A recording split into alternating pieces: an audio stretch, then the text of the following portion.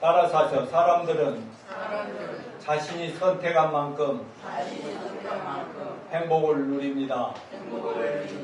이거 누가 한 말인 줄 압니까? 아브라함 링컨 전 미국 대통령의 명언입니다. 그 연설에서 한 말인데, 링컨 대통령은 살아가면서 수많은 슬픔들, 부인과의 사별이라든가 선거에서의 패배, 미국의 남북 전쟁, 그리고 그 밖에 많은 절망적인 상황들을 겪으며 살았던 분입니다.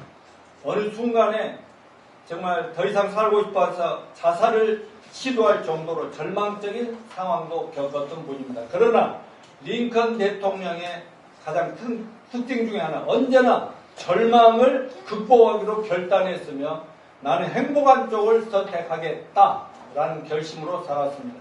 그렇기 때문에 모든 인생의 고난과 역경, 장애물을 극복하고 한 청년의 총에 맞아 암살당하기까지 자기 일생을 행복하고 평안하게 만들며 위대한 역사적 인물로 남게 되었던 것입니다. 여러분, 우리는 로봇가 아니고 선택할 수 있는 존재로 창조되었습니다. 하나님께서 우리를 인간으로 창조하실 때 이미 프로그램 되어진 대로, 세팅된 대로 움직이는 로봇으로 만드신 것이 아니라 우리에게 자유의지를 주셨습니다. 무엇이든지 자기가 선택할 수 있는 의지가 주어졌다는 것입니다. 그러므로 인간은 누구나 행복도 불행도 성공도 실패도 축복도 저주도 천국과 지옥도 자기 선택에 달린 것임을 기억합시다.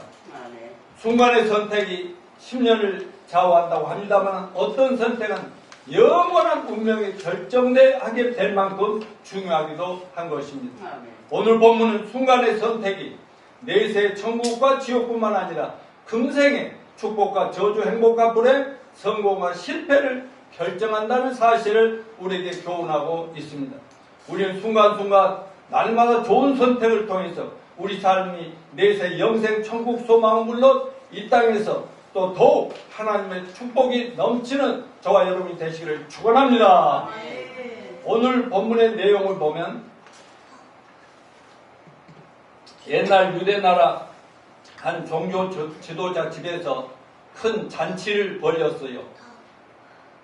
많은 손님들이 초대되었는데 물론 유대인들도 있고 그 중심에는 예수님과 그의 제자들이 앉아 있습니다. 근데 예수님은 잔치상에서 식사를 하면서 유대인들과 예수님의 제자들에게 몇 가지 중요한 교훈을 말씀하셨는데, 예를 들자면 잔치집에 초대되었을 때 맨 윗자리에 먼저 앉으려고, 좋은 자리에 앉으려고 하지 마. 나중에 더 높은 사람 오면 더 밀려나잖아. 이런 말씀을 하시고, 두 번째는 점심이나 저녁 때 식사할 때 꼭 형제 자매 친척이나 친구들 이런 사람들만 불러다 같이 먹지 말고 가난한 자, 불구자들, 저는 자들 그런 자들을 초대해서 함께 먹으라고 하나님을 믿는 자들에게 그렇게 얘기를 하고 계셨습니다. 쉽게 말하면 어디를 가든지 대접받기 좋아하고 대가를 바라고 어떤 걸 나눠 먹고 그러지 말라는 것입니다. 조건 없이 아주 겸손한 우리의 자세만이 하나님 나라에서 크게 보상받게 되리라는 것을 교훈하신 것입니다. 그때 잔치 석상에서 예수님과 함께 식사하던 한 사람이 15절에서 예수님의 교훈의 말씀을 듣던 중 문득 갑자기 이런 말을 합니다. 하나님 나라에서 떡을 먹는 자들이 복되도다 라고 말했습니다. 이 얘기를 듣던 예수님은 어떤 사람이 큰 잔치를 베풀고 많은 사람들을 초청했는데 어떤 사람들은 거절했고 어떤 사람들은 생각지도 못한 선택에 응함으로 큰 잔치를 즐기게 된 사건을 비유로 말씀하셨습니다. 이 비유 말씀도 순간순간의 선택이 얼마나 중요한가 하는 것을 교훈한 겁니다. 순간의 선택으로 하나님의 축복을 받기도 하고 저주를 받기도 한다는 사실을 비유로 말씀하신 영적인 교훈입니다. 이 본문 이야기에서 몇 가지 사실을 먼저 살펴보도록 하겠습니다. 첫째는 하나님 나라는 준비된 큰 잔치집과 같다. 아멘. 성경의 하늘나라 개념은 눈에 보이는 이 세상에서 경험할 수 있는 현재적인 측면만이 아니라 죽은 후의 내세 영계에서 누리게 될 미래적인 측면이 함께 강조되고 있습니다. 하나님 나라는 하나님의 주권이 행사되어 언제나 하나님의 질서와 하나님의 통치가 이루어지는 곳입니다. 오늘 본문은 하나님 나라가 큰 잔치집에 비유되고 있습니다. 여러분은 하나님 나라를 어떻게 상상하십니까? 가난한 사람들은 천국 가면 먹을 것은 풍성하겠지. 그래서 예수 믿고 구원받아 보니까 천국 가면 먹거리 걱정은 없다는 거예요. 고민으로 가득 찬 사람들은 고민이 해결된 영원한 평화의 나라에서 고민거리가 전혀 없는 세계로 하나님 나라를 연상하겠습니다.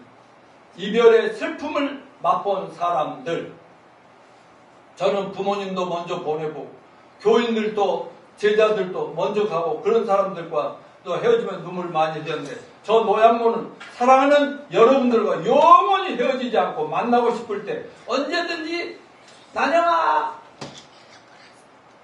선자야, 예를 들어서 호정아, 예를 들어서 거기 가면 전부 말을 까도 돼요.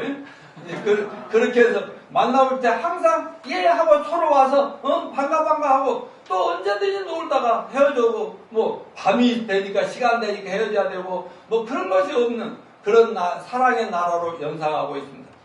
여러분, 성경은 하나님 나라는 단순히 먹는 것 마시는 것이 아니라 성령 안에서 의와 평강과 희락이라고 말씀하십니다.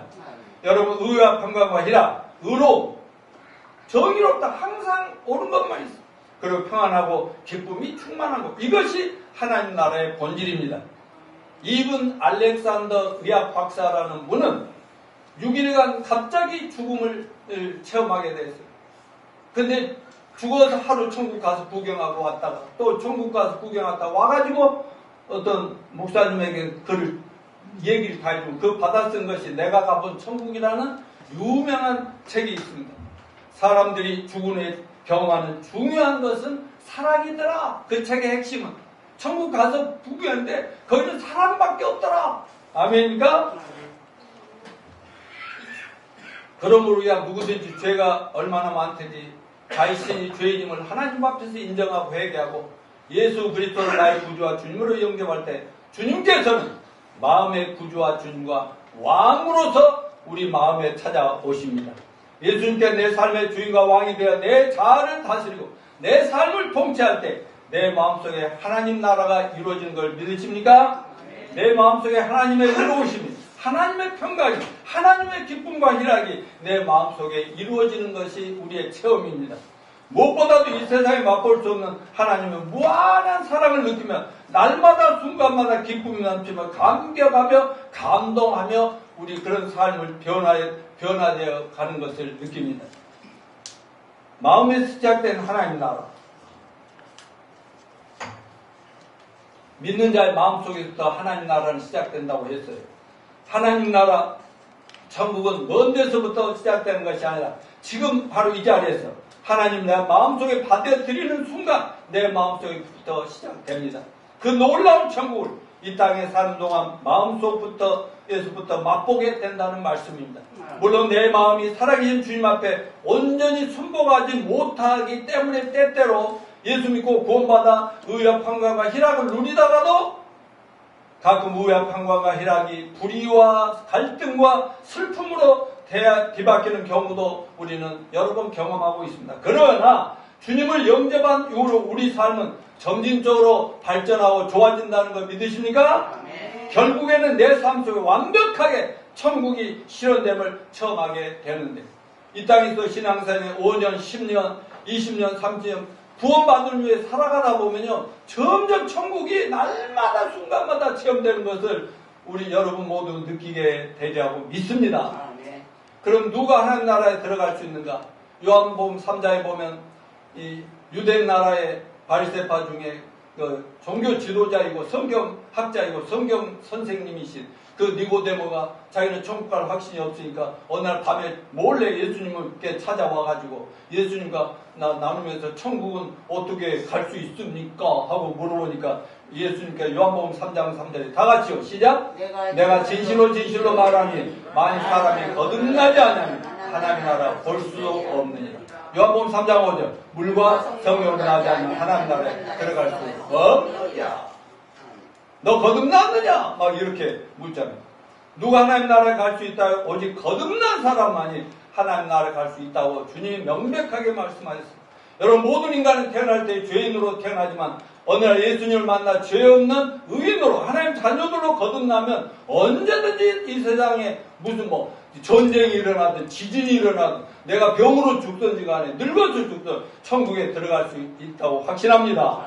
다시 말하면 오직 믿음으로 예수 그리스도를 자신의 구주와 주님으로 선택한 사람들만 금생과 내세에서 천국의 축복을 누리게 됩니다. 여러분, 예수 믿고 거듭나셨습니까? 저와 여러분이 예수님 믿게 된 것은 우리 생에 가장 탁월한 선택이었다는 사실을 믿으시기 바랍니다. 그래서 서로 옆에 뒤에 보면서 대단하십니다. 당신 최고야. 다 같이 대단하십니다. 당신 최고야. 최고. 대단하십니다. 최고. 근데 큰 잔치를 마련하신 분이 누구냐? 주님이시다는 겁니다. 말하자면 잔치를 마련하고 종들 보내서 많은 사람을 초대해서 빨리 와서 먹으라 해라, 즐기라 해라. 그 잔치집 주인이 누구냐? 바로 예수님 자신을 의미합니다. 주님께서는 지난 2000년 동안 이 잔치집 주인처럼 오늘 많은 사람을 하나님 나라로 초청하고 계심을 감사합시다. 주님은 이 세상에 살고 있는 사람들에게 하나님 나라로 초대장을 계속 보내십니다. 16절에 보니까 많은 사람을 청하여 와라. 첫 번째. 17절 다시 청했던 사람들 또 종을 보내요. 오소서. 두 번씩이나. 안 온다고 하니까 또 가서 데려. 이런 모습을 볼 수 있습니다. 잔치가 계속 동안 끊임없이 종들을 보내서 이웃들을 초청합니다. 그런데 이 잔치집에는 모든 것이 준비된 초청 잔치입니다. 17절에 보니까 오소서 모든 것이 준비되었습니다. 옳습니다. 하나님 나라에서 모든 것이 풍성하게 준비됐다는 사실을 믿으시길 바랍니다. 첫째, 구원, 영생이 준비됐어요. 죄사함이 있어요. 용서와 의로움이 주어집니다. 하나님과 분리되었던 관계, 그리고 영적으로 죽을 수밖에 없는 관계가 다시 회복되는데, 회복이 어느 정도 관계냐면 아버지와 자녀의 관계로 부녀 관계, 부자 관계가 되는 것이니까 얼마나 놀라운 축복입니까? 여러분, 하나님 나라에 오시면 세상이 주지 않은 참된 평화가 있습니다. 하나님 나라에 세상이 줄 수 없는 영원한 기쁨이 있습니다. 이 나라에는 사랑과 감사가 넘칩니다. 삶의 지혜가 있습니다. 세상을 이기는 능력이 있습니다. 이러니 우리 인생에 너무나 소중한 모든 것은 우리가 예수님 만나 믿음으로 거듭나서 신앙생활이 계속되면서 더욱 뼈저리게 느낄 수 있어서 자연적으로 하나님께 나 같은 죄인을 구원해 주신 하나님의 은혜와 사랑에 너무너무 감사합니다라고 고백하고 찬양이 나올 수밖에 없습니다. 아멘입니까? 아멘. 하나님 나라의 주인이신 예수님이 우리를 향하여 말씀하십니다. 오라, 너희가 원하는 모든 것이 이 나라에 준비되어 있느니라. 이 엄청난 하나님의 축복들이 하나님께서 얼마 받고 해주십니까? 국민이자면 어느 정도 잘해야 그 천국을 구원받아? 값없이 선물로 주시고자 사람들을 초대하십니다. 이 세상 잔치집에 갈 때는 그래도 눈치도 봐야 되고 부조도 해야 되고 뭔가 대가도 생각하고 가야 하지만 천국 잔치는 그것도 아무것도 필요 없죠. 무조건 와서 마음껏 가져가고 즐기고 먹으라. 이것이 하나님의 은혜라고 하는 것입니다. 네. 여러분, 모든 게 풍성하게 준비된 천국에 대한 약속의 말씀을 한번 같이 우리가 묵상하는 마음으로 한번 읽어봅시다. 시편 23편 시작. 여호와는 나의 목자신 내게 부족함이 없으리라. 요한복음 10장 10절. 도둑놈이 오는 것은 도적질하고 오시고 멸망시키려는 것입니다. 예수님이 온 것은 양으로 생명을 얻게 하고 더 풍성히 얻게 하려는 것이다. 아멘. 로마서 8장 32절. 아들을 아끼지 아니하시고 우리 모든 사람을 위하여 내어주시니까 어찌 그 아들과 함께 모든 걸 우리에게 은사 선물로 주시지 않겠느냐. 에베소 1장 3절. 찬송하리로다. 하나님 곧 우리 주 예수 그리스도 아버지께서 그리스도 안에서 하늘의 소가 모든 신령한 복으로 우리에게 복 주시네. 아멘. 베드로전서 1장 3, 4절 시작. 찬송하리로다. 우리를 거듭나게 하사 산 소망 있게 하시고 썩지 않고 더럽지 않고 쇠하지 않은 기업을 있게 하시나니 곧 너희를 위하여 하늘에 내려가신 것이다. 아멘. 여기서 기업을 있게 하신다. 썩지 않고 더럽지 않고 쇠하지 않는 기업이 inheritance, 유산이라는 뜻이에요. 엄청난 천국 유산 상속자들이 저와 여러분인 줄 믿으시길 바랍니다. 베드로서 1장 3절 시작. 그의 신기한 능력으로 생명과 경건에 속한 모든 걸 우리에게 주셨으니 이는 자기 영광과 더불어서 우리를 부르신 자를 안으로 말미암아 이로써 그 보배로 지극히 큰 약속을 우리에게 주사 이 약속으로 말미암아 너희로 정욕을 피하여 신의 성품에 참여하는 자가 되려 하려 하심이라. 아멘. 따라서 나는 이래봬도 신의 자식이거든. 아멘. 그럼 우리가 다 신성을 가지고 있어요. 서서히 신기가 발휘해. 요즘 고민이자면서 서서히 신기가 나오더라고. 처음에 왔을 때는 인간기만 나오더라고. 신기.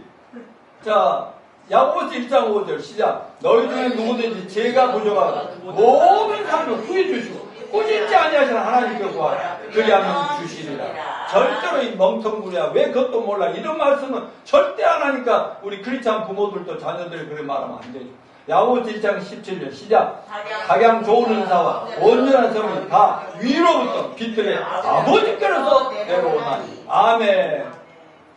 여러분 이 모든 걸 얻기 위해서 내가 할 일이 있어요 없어요?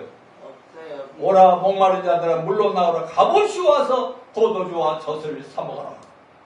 값없이 돈 없이만 먹으라. 그러면 얼마나 지극한 하나님은 값없이 와서 먹어라. 그 의미가 뭐예요? 우리가 해야 할 일 아무것도 드려야 될 것도 아무것도 안 해도 하나님 다 준다. 어떤 것도 하나님 초청의 조건이 될 수 없다는 거예요. 나를 초청하시는 이 주님의 초청을 거절하지 말고 와서 즐기면 되는 겁니다. 자격 조건 따지지 않고 묻지도 않고 값없이 누구에도 이렇게 베푸는 것을 은혜요 은총이라고 합니다. 이거야말로 영광 중에 영광이라고 할 수 있죠. 이런 은혜로운 잔치를 세상 어디서 볼 수 있겠습니까? 이 커다란 잔치는 주인에 의해서 이미 모든 준비가 다 완벽하게 갖춰져 있고 다만 사람들을 은혜롭게 값없이 공짜로 초청하고 있을 뿐입니다. 그러므로 초청에 응한 사람들은 참으로 대박 터진 것 맞죠? 아멘. 이것은 바로 하나님이 우리를 위해서 마련해 주신 천국 잔치라는 걸 감사합시다. 아멘. 오늘도 여기 오신 모든 분들은 하나님의 초청받고 와서 이미 천국 백성이 되고 하나님 자녀가 돼서 지금 아직 완벽한 건 아니지만 하나님의 은혜와 은총과 모든 축복들 저세 많이 받아가면서 즐기고 있다고 저는 믿습니다. 네. 오늘 한 번이 아니고 또 다음 주, 그 다음 주 날마다 내년까지 주님 오실 때까지 계속 즐깁시다. 두 번째는 아까는 초청 잔치였고 초청을 거절한 사람들 얘기가 한번 나오는데 봅시다. 오늘 보면 18절 이하에 다 초청받았더니 다 일치하여 사양하여 가로되. 첫 번째 사양하는 사람의 모습입니다. 아이고 나는 밭을 샀으면 불갑을 나가봐야 해. 이 말은 영어로 I must go. 자기 밭에 I must go 가야 돼. 그런 말은 잔치에 안 가겠다는 아주 결심하고 강력하게 거절하는 거예요. 그런데 밭을 샀다고 해서 왜 못 가냐고. 두 번째 사람, 나는 소 5마리를 샀어서 시험하러 가니까 청컨대 나를 용서해줘요. 이렇게 나온다고. 그러니까 그 앞에 사람보다 좀 낫죠. 미안한 줄을 알고. 근데 못 온다는 이유가 좀 거시기 합니다. 이유가 되지도 않는 변명이라니까. 아니 소를 이미 샀는데 시험하러 가야 못 온다. 이미 시험도 안 하고 샀다는 그런 말인가. 말도 안 되는 거절 이유죠. 세 번째 사람은 나는요 장가 들어서 못 가요. 그렇게 말해요. 여러분 장가 갔으면 더 신부랑 같이 재밌고 와서 즐겁게 먹고 가야지. 응? 유대 나라에는 장가가면 1년 동안은 아주 프리야, 자유야. 오늘 이 비유의 말씀은 여러 가지 핑계로 첫 번째 초대에 거절한 사람들, 예수님이 자기 땅에 오셨으나 그 백성들이 알아보지 못하고 예수님을 무조건 여러 가지 이유로 거절한 유대인들을 의미합니다. 하나님 믿는다는 하나님 백성이나 유대인들의 모습입니다. 오늘날도 교회를 다니면서 마음속으로는 예수님을 전혀 믿지 않고 주여 주여만 하다가 나중에 지옥에 떨어질 수많은 기독교 종교꾼들이 많습니다. 예수님이 이미 예언하신 대로 말입니다. 다들 자기 나름대로 영적인 교만에 자기로 꽉 차 있는 사람들입니다. 오늘도 많은 사람이 주님의 초청을 거절하고 있습니다. 인간들은 하나님을 떠나 타락한 후로 하나님의 끊임없는 사랑의 초대에 말도 안 되는 여러 가지 이유와 변명과 핑계를 대면서 거절합니다. 자, 현대인들의 거절 이유가 다양하기도 하는데요. 첫째는 나는 완전히 뭔가 좀 알아야만 믿을 수 있을 것 같아요. 이런 사람들이 있죠. 여러분, 하나님 한 사람이 구원받기에 충분하고도 넉넉한 지식을 성경과 또는 환경과 만남을 통해서 제시하고 있습니다. 그러나 어느 누구도 하나님이나 성경에 대해 완전히 다 알고서 믿는 사람은 없습니다. 저는 가끔 아플 때 내가 지금 여러분들 상식을 주는 거야. 정보. 타이네롤을 먹습니다. 감기 걸리면 내 아내가 갖다 준 감코나 한스콜 등을 먹습니다. 그렇다고 이 약의 성분이나 과학적 작용에 대해서 내가 전부 다 알고 먹는 건 아닙니다. 제가 타이론이나 한스콜, 감코나에 대해 알아야 약을 먹을 수 있는 거 아니지 않습니까? 방이 캄캄할 때 전기 스위치를 올리면 불이 들어옵니다.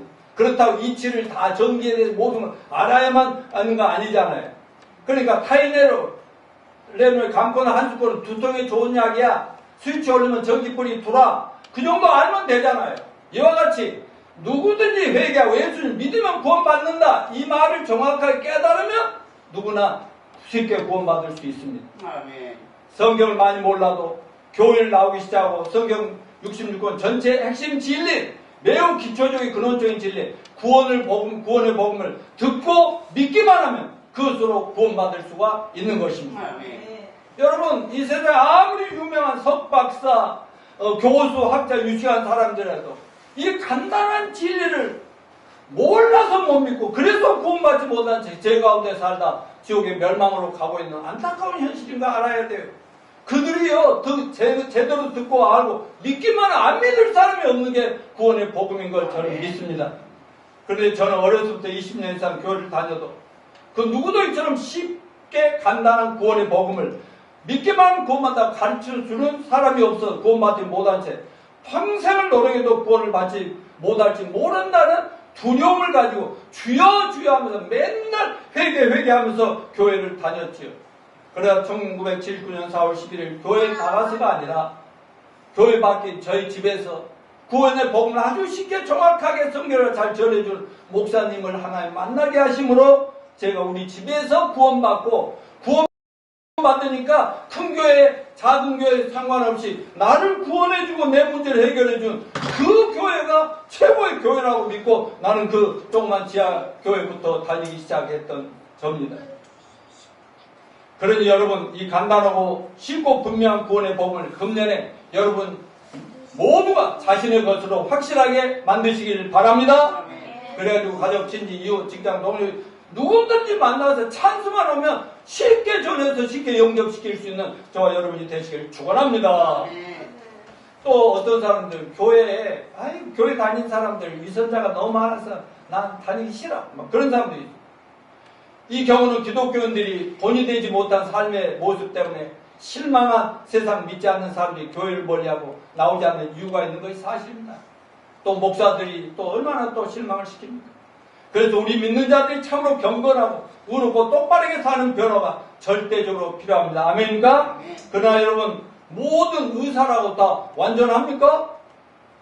때때로 여러 병원에서 각각 다른 진단을 내리는 것도 당혹스러운 일이 아닐 수가 없습니다. 아니죠. 요즘같이 교통사고가 많은 때가 없습니다. 그렇다고 이 교통사고를 피하기 위해서 자동차를 다 없앤다고 나는 내 안에 어떻게 모시고 다니냐고. 아니, 박 집사 그 멀리서 자동차 없으면 애기들 데리고 올 수 있어? 힘들지. 이와 같이 우리 주변에 많은 위선자들 때문에 많은 거듭나지 못해 교회만 다니면서 기독교 행사를 많은 위선자들 때문에 그리스도를 믿지 못할 이유는 없다는 것입니다. 파스칼은 유명한 철학자 사상가 파스칼은 모든 시대 구도자들이 알아야 할 이 말을 했어요. 왜 이렇게도 이 세상에는 종교적인 가짜가 많은가? 그 이유는 진짜가 있기 때문이다. 여러분, 진짜 명품이 있기 때문에 짝퉁도 있는 거예요. 명품이 아니면 짝퉁 그런 거 없어요.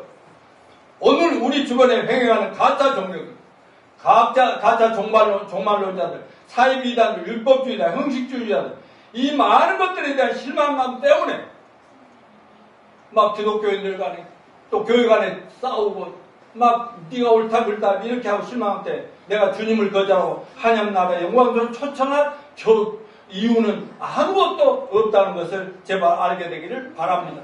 또 어떤 사람은 나는 죄가 너무 많아서 예수 믿지 못하겠다 이런 약간 착한 것 같은 사람들이 있어요. 이런 병명은 저는 병이 너무나 많아서 병원 의사에게 가지 못하겠어요 이런 말이야. 똑같아요. 차라리 돈이 없어서 못 간다는데 알아. 주님의 말씀 마태복음 9장 12절 13절 시작. 내가 의인을 부르는 것이 아니요 죄인들을 부르러 왔노라. 병든 자라야 의인이 있을 때이지 건강한 자는 의인이 있을 때 없느니라. 여러분, 예수님은 병든 자의 구세주이십니다. 죄인의 구원자이십니다. 여러분, 목이 너무 말라서 물을 마시지 못하겠다는 사람은 없어요. 목이 타기 때문에 물을 더 필요로 하는 거 아닙니까? 나 물 좀 마셔도 돼요? 이와 같이 우리에게 용서받지 못할 큰 죄라는 것은 있을 수가 없습니다. 만약 유일하게 하나님 앞에서 용서받지 못할 죄가 하나 있다면 그 죄가 무엇인지 아십니까? 그렇지. 내 안에 정답. 그런데 내 죄를 용서하여 나에게 새로운 삶과 그리고 하나님의 영광스러운 은혜를 주시겠다고 약속한 하나님의 사랑의 초청을 거절한 죄입니다. 다시 말해 회개하지 않는 죄, 예수 믿지 않는 죄가 가장 용서받을 수 없는 죄인 것입니다. 여러분, 이미 2000년 전에 예수님께서 사람으로 이 땅에 오셔서 십자가에 돌아가실 때 저와 여러분 그리고 온 인류의 모든 죄악을 감당하시고 돌아가심으로 단번에 영원히 모든 죄악을 속죄하셨음을 믿으십니까? 그리고 장사의 삶 안에 부활하심을 믿으십니까? 누구든지 이 구원의 복음을 믿기만 하면 죄로부터 완전히 구원받게 된다는 사실을 믿으시기를 바랍니다. 또 어떤 사람들은요, 또 좀 이런 사람이 있어요. 자기는 하나님의 선택이 안 된 것 같아. 자기는 구원의 예정이 안 된 것 같아. 여러분,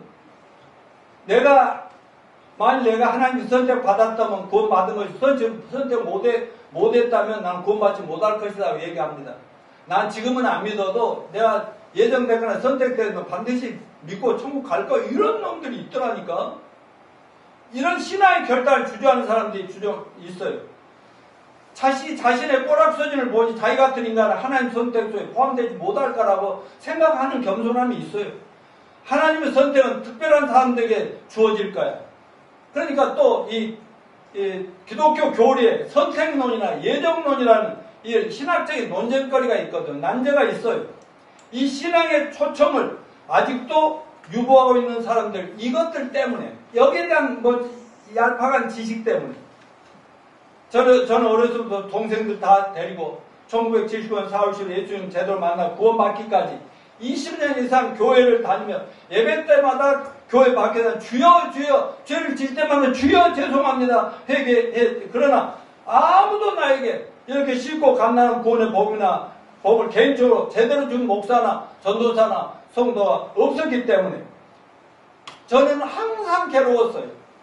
열심히 잘해보려고 하는데도 안 되니까 괴로웠어요. 그래서 어떤 생각이 들면 나는 예정이 안 됐나 보다. 아마 20년 다니면서 목사님들 설교 속에 조금 귀담아 들었던 선택된 자들이 왔습니다. 그런 거예요. 그러니까 난 선택이 안 됐나 봐. 그러니까 이렇지. 이 정도 내가 부르짖었으면 하나님 나 구원이 아니요.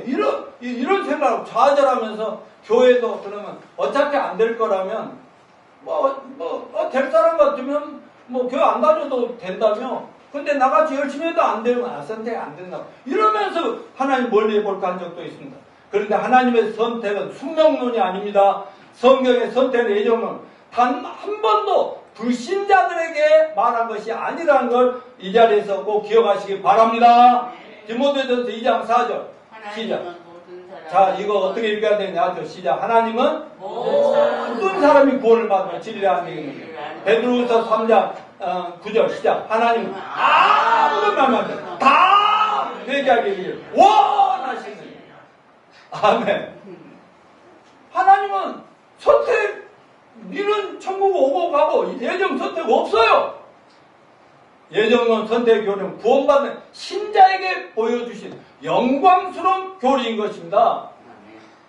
누구든지 구원을 받고 예수 만나서 제대로 성경을 알고 성령을 받고 보면요, 아, 나 창세 전부터 세상이 만들어지고 인간이 만들어지기 전부터 하나님 계획 속에는 내가 있었구나.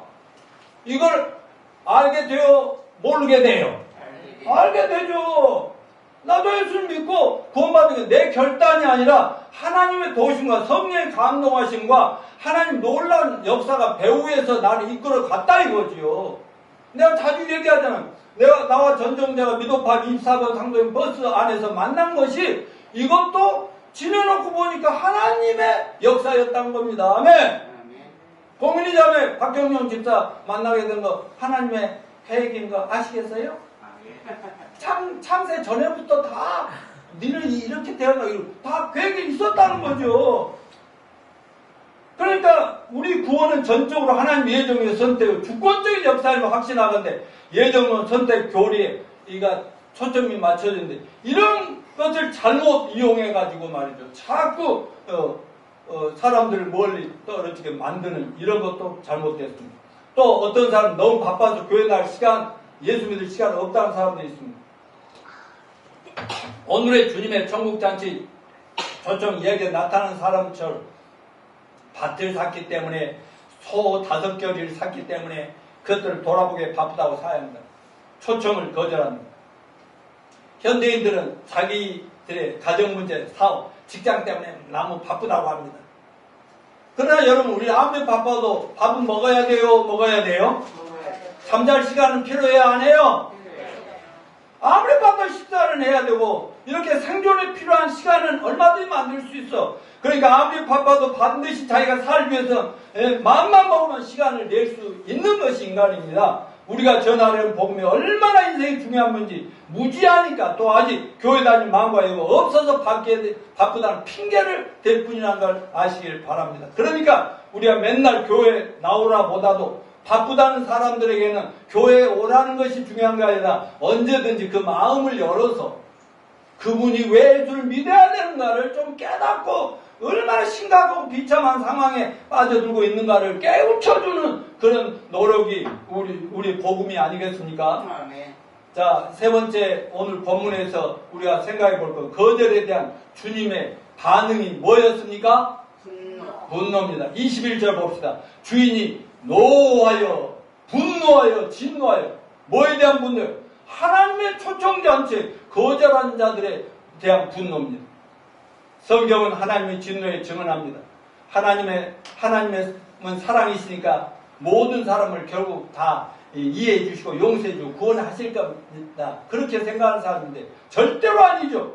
하나님은 사랑이면서 동시에 공의로우신 분입니다. 거룩하신 분입니다. 이 거룩하시니까 죄 하나도 용서할 수가 없어요. 그렇지만 사랑이니까 이놈을 품어주고 싶은 이 사실을 잊으면 안 됩니다. 하나님의 공의가 없다면 가정이나 세상이나 인류 역사는 아주 목적 없이 이 제멋대로 흘러가다가 파멸로 가고 말 것입니다. 머지않아 끝까지 예수 믿기를 거절한 이 세상에 하나님 무서운 심판과 인류의 종말의 때가 예정되어 있다는 사실을 믿읍시다. 요한복음 3장 36절 같이 읽어볼까요? 시작. 아들 믿는 자는 영생이 있고 아들 순종치 않는 자 영생을 보지 못하고 도리어 하나님 진노와 그 위에 머물러 있느니라. 아니 예수 안 믿었다는 이유 하나로 너는 끝장내주겠다고 분명하게 말씀하시는데 이 말씀을 믿으십니까?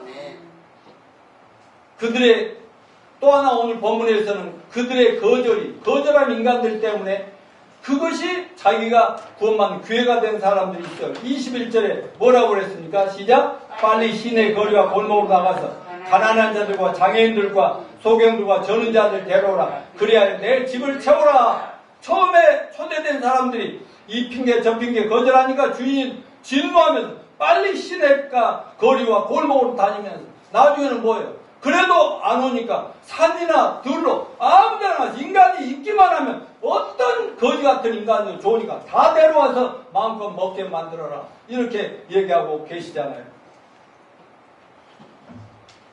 여러분, 오늘 우리는 모두 그 늦게나마 막 강제로라도 초청돼서 오신 사람들이 전부 다 연약한 자들 아닌가요?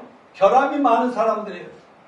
근데 그것이 불행이 아니라 그들이 바로 구원받는 기회요, 동기였다는 사실에 주목하시길 바랍니다. 약하기 때문에 그들의 호의와 친절을 거절하지 않는 겸허함과 겸손함이 있었어요. 그러나 유대인들이 잘못된 선민의식만 가지고 내가 이래봬도 조상때부터 오랫도록 아브라함의 후손인데 예수를 하나님을 믿는데 뭐 이러면서 거절하는 이 사람들 때문에 하나님이 유대인들을 제쳐버리고 저와 여러분 같은 이방인들의 시대가 열린 것을 감사합시다. 그러니까 꼭 거절하는 인간들이 있으면 반드시 기다리면서 나 좀 누가 안 데려가줘 이런 분들이 있다는 사실, 이방인들이 주변에 많이 있다는 그분들의 구원에 저와 여러분이 크게 쓰임받게 되기를 바랍니다. 그리고 오늘 여기서 한 가지 우리가 배울 교훈은 부귀영화가 축복도 될 수 있고 저주도 될 수 있다. 오늘 여러분 중에 자신이 부유하기 때문에 주님을 거절한다면 여기 그런 분들은 없는 것 같아요. 건강하기 때문에 하나님의 도움을 저버린다. 보고 들을 수 있기 때문에 나는 지식이 많고 학력이 높기 때문에 한다면 바로 여러분들이 자랑하고 그것이 바로 여러분의 저주가 될 수 있다는 이 사실을 알고 우리는 항상 겸손하게 부귀영화를 하나님이 주시더라도 겸손하게 오래오래 아니 영원히 영원한 축복, 영원한 구원의 보장이 된다는 사실을 믿으시길 바랍니다. 베드로전서 5장 5절 시작. 하나님은 교만한 자들을 대적하시고 겸손한 자들에게 은혜를 베푸십니다. 아멘. 우리 무조건 겸손합시다. 여러분 잘 되시길 바랍니다. 금년에 모든 게 잘 나가게 되시고 그러면 겸손하게 더 잘 섬기고 섬기는 여러분이 되시길 축원합니다. 잔치가 끝날 때까지 초청은 계속돼야 된다. 22절에 종은 이렇게 보고합니다. 명하신 대로 하였을 때 오히려 남는 자리가 나왔습니다. 주님께서 뭐라고 말씀했어요? 길과 산울가로 나가서 사람을 강권하여 데려다가 내 집을 채워라. 이 강권하다 이 말씀에 여러분 다 받아들이시길 바랍니다. 주님은 마련된 연회식이 채워지기를 원하고 계십니다. 그래서 사람들 데려다 강권하여 내 집을 채워. 아멘. 여러분 강권은 강요가 아닙니다. 너무나 사랑하니까 그대로 가면 안 되니까. 근데 공자매 우리 소은이나 로빈이 잘못할 때 좀이라도 매매하는 신용이라도 해야 안 해요? 엄마 아빠가 매매했어 안 했어? 했어? 왜 너희들 미워서 그랬을까? 너희들 미워서 그랬을까? 사랑해서 그랬을까? 로빈이 답다, 로빈이. 얘들이 약을 안 먹으려고 하면 젊었을 때 어떻게 해요? 사지 발을 다 눌러 잡고 한 사람이 잡고 코를 삐뚤어서라도 입을 벌려서라도 약을 먹이지 않습니까? 여러분, 우리 전도 대상자에게 생사를 좌우하고 영원한 운명을 좌우할 정도로 너무나 중요한 필요가 있는데 미련해서 못 깨달으면 강권해서라도 주님 앞에 나와 구원의 복음을 들어보라고 우리가 간절하게 눈물로 호소할 수 있는 이것이 강권입니다. 아멘. 아멘. 여러분 전도 잘하는 사람들 어떤 사람이야? 다 사랑이 넘쳐서 그래요. 사랑. 그 인간들을 가만히 그대로 가게 둘 수가 없잖아요. 여러분 가족이나 친척, 친구, 직장도 이웃들 아니 그 인간들을 하나님 만나게 해주고 이렇게 붙여주는데 내가 뭔가 해야 되잖아요. 제가 늘 하는 말씀입니다. 저는 구원받기 전에 어떻게든지 천국은 가야 되고 하나님께 선택 받아보려고 사랑과 봉사의 실천자로 서민의 대변자로 일생을 걸겠다고 나는 정치 지도자가 되든 교육 유명한 교육가가 되든 아주 돈이 많은 사람이 돼서라도 사람과 봉사실장 잘 해야 되겠다 이랬는데 예수님 딱 만나고 나니까요. 저는 돈 없어도 뭐가 부족해도 이 세상 사람 전부를 살릴 수 있다는 확신을 가졌는데 예수님이 모든 것입니다. 아멘요? 천국에는 모든 게 준비되어 있어요. 나는 어떻게든지 그 종노릇을 연결만 잘해주면 되는 것입니다. 그러면 여러분 끝으로 사람들 초대할 종들이 누구일까요? 17절에 큰 잔치를 배설하고 주인이 이런 일 저런 일 부리는 종들을 보냈습니다. 그리고 오소서라고 정했습니다. 잔치집에 부리는 종들이 누구냐고. 자, 다 같이 접니다. 우리는 하나님의 종들입니다. 여러분, 사도들이 누구예요? 사도라는 말이 보냄을 받은 자라는 뜻이에요. 예수님이 직접 선택해서 불러서 훈련해가지고 사도들로 세운 그 12사도는요 보내심을 받은 자들이에요. 그리고 선교사라는 말이 뭐예요? 이 나라가 아니라 다른 지방으로 다른 나라로 보내는 거 아니겠습니까? 그러니까요 여러분, 그런데 이 세상의 최초의 선교사가 누군지 아십니까? 예수님입니다. 하나님 아버지께서 우리를 천국으로 초청하라고 예수님을 맨 먼저 선교사로 파송했는데 우리는 예수님 뭐라고 했어? 내가 아버지께서 나를 보내신 같이 나도 너희를 보내노라. 그래서 우리 모두 그리고 하나님의 애타는 명령 21절 빨리 가서 데려오라. 23절에 주인이 종에게 길과 산울가를 나와서 사람을 강물하에 데려다 내 집을 채우라. 이런 것이 금년에 우리 모두의 그 하나의 꿈과 비전이 되시기를 축원합니다.